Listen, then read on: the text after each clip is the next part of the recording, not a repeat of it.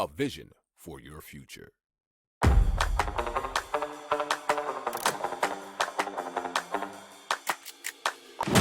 Économie, tech et innovation, hydrogène, énergie. Le journal des stratèges. Présenté par Boris Kahl. Bonjour à tous et bienvenue dans le journal des stratèges consacré aujourd'hui à l'hydrogène et au transport. Et donc au sommaire, aujourd'hui on va vous parler d'un avion à hydrogène et d'un nouveau record, du premier hélicoptère à hydrogène, du train à hydrogène qui est pour bientôt, d'un nouveau bus à hydrogène chez Safra et des ventes de voitures à hydrogène qui ont explosé en 2021. Vous écoutez le journal des stratèges numéro 240 et ça commence tout de suite.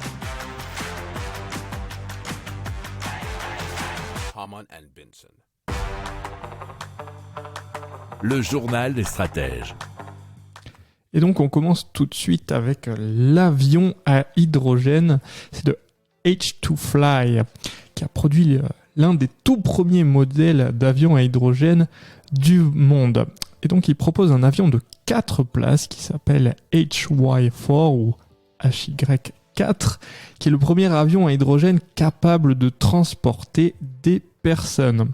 Alors il y a eu un vol d'essai, il a permis d'atteindre une altitude record qui est de 2000 mètres d'altitude. Alors il a parcouru plus de 77 miles, nous dit l'article de pressecitron.net, ce qui fait 124 km et donc il a atteint les 7000 pieds d'altitude. C'est une première dans les deux cas pour un avion à hydrogène. Alors le HY4 est alimenté par un système de pile à combustible à hydrogène à basse température qui est développé par une sous-partie de la DLR qui est l'agence spatiale allemande. Alors il a une vitesse de croisière de 145 km/h et une autonomie de 1500 km. Il est donc propulsé par la pile à combustible et un moteur électrique de 80 kW qui est alimenté par des batteries lithium-ion. La société espère pouvoir faire voler des avions à hydrogène pouvant transporter jusqu'à 40 personnes sur des distances allant jusqu'à 2000 km et cela apparemment dans quelques années seulement. Alors grosso modo, vous savez si vous nous écoutez régulièrement, ce qu'on dit pour l'avion court courrier, on va dire pour l'avion régional à hydrogène, c'est 2035. Pour l'avion international long courrier, ça serait plutôt du 2050. Le journal des stratèges. On parle du premier hélicoptère à hydrogène qui a été bien réalisé grâce à Coax 2D de l'allemand Elm Aerotech et qui a été modifié par Piac, qui est Piaski Aircraft Corporation, nous dit futurascience.com. Alors l'appareil sera le premier hélicoptère à disposer d'un moteur alimenté par de l'hydrogène. Il va donc embarquer une pile à combustible qui va dégager 80 kW. L'aéronef disposera d'une batterie, d'un réservoir d'hydrogène, d'un onduleur et d'un moteur électrique. Or, pour gérer l'ensemble, un système informatique sera intégré, ainsi qu'un procédé de refroidissement doté de 4 ventilateurs. Un réservoir d'oxygène sera aussi, nous dit-on, disponible. Alors, Piac souhaite réaliser un prototype fonctionnel qui pourrait l'aider à concevoir son propre hélicoptère à hydrogène. Ça serait le PA890. Selon Piac, l'emploi de la pile à combustible à hydrogène pourrait réduire les coûts d'exploitation de 50%. Si vous aimez cette revue de presse, vous pouvez vous abonner gratuitement à notre newsletter qui s'appelle La lettre des stratèges, LLDS, qui relate, et cela gratuitement, du lundi au vendredi, l'actualité économique, technologique, énergétique, mais aussi de l'hydrogène, et puis de tout ce qu'on trouvera super intéressant pour votre vie.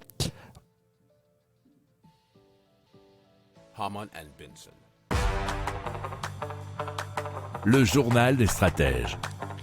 Alors on parle du train à hydrogène parce que peut-être que vous ne le savez pas, mais dans pas mal de pays et notamment en Europe et surtout pour les destinations régionales, beaucoup de locomotives sont alimentées au diesel. Et donc on souhaiterait substituer ce diesel en y mettant de l'hydrogène. Et c'est pour cela que notamment Alstom va chercher à adapter de puissantes locomotives électriques qui vont basculer en hydrogène là où les lignes ne sont pas électrifiées, soit 15 à 20% d'un trajet selon les études d'Alstom et de ses partenaires, selon bfmtv.com.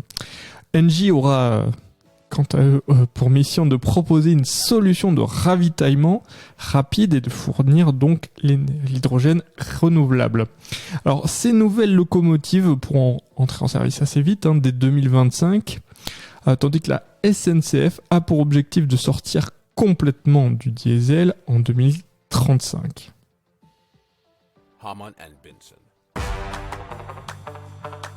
Le journal des stratèges. Allez, on vous parle de Safra, qui est basé à Albi, dans le Tarn, en France, bien évidemment. Et c'est le premier constructeur de bus à hydrogène du pays. Alors, son modèle, c'est le bus Innova, a été lancé dès 2018 et circule notamment dans le Tarn, mais aussi à Toulouse, Marseille, Périgueux, Versailles ou encore Le Mans. Et bientôt, il va y avoir un successeur qui s'appelle iCity, pour Hydrogen City. Et le nouveau bus sera garanti zéro émission. Alors, selon la marque, iCity intègre des composants mutualisés, des équipements sérialisés et a bénéficié d'une refonte complète de son design intérieur et extérieur. Si vous aimez cette revue de presse, vous pouvez vous abonner gratuitement à notre newsletter qui s'appelle La lettre des stratèges, LLDS, qui relate, et cela gratuitement, du lundi au vendredi, l'actualité économique, technologique, énergétique, mais aussi de l'hydrogène, et puis de tout ce qu'on trouvera super intéressant pour votre vie.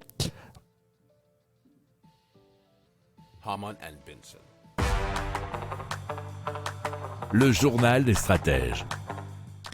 Alors les voitures à hydrogène en 2021 ont connu un sacré boom de leur vente puisque 15 500 unités dans le monde ont été vendues en 2021 et donc la demande a augmenté de 84% depuis 2020.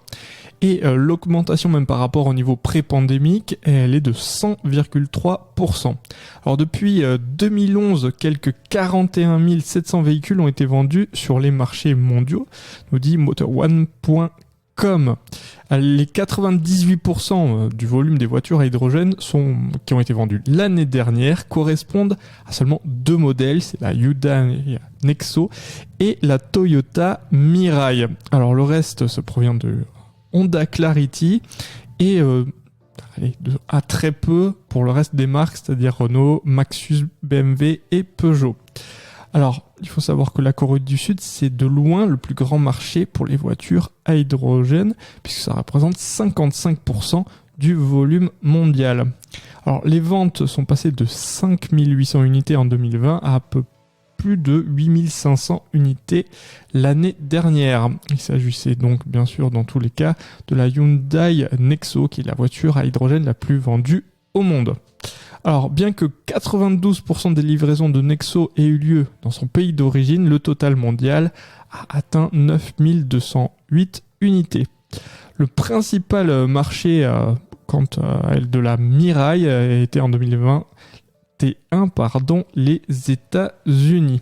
Et donc, pour revenir au marché de l'hydrogène, il faut bien savoir que c'est Japon, Corée du Sud, Californie et Allemagne. Ce sont les marchés pour l'instant précurseurs au niveau de l'hydrogène et les plus avancés au niveau de la distribution et même des stations de rechargement.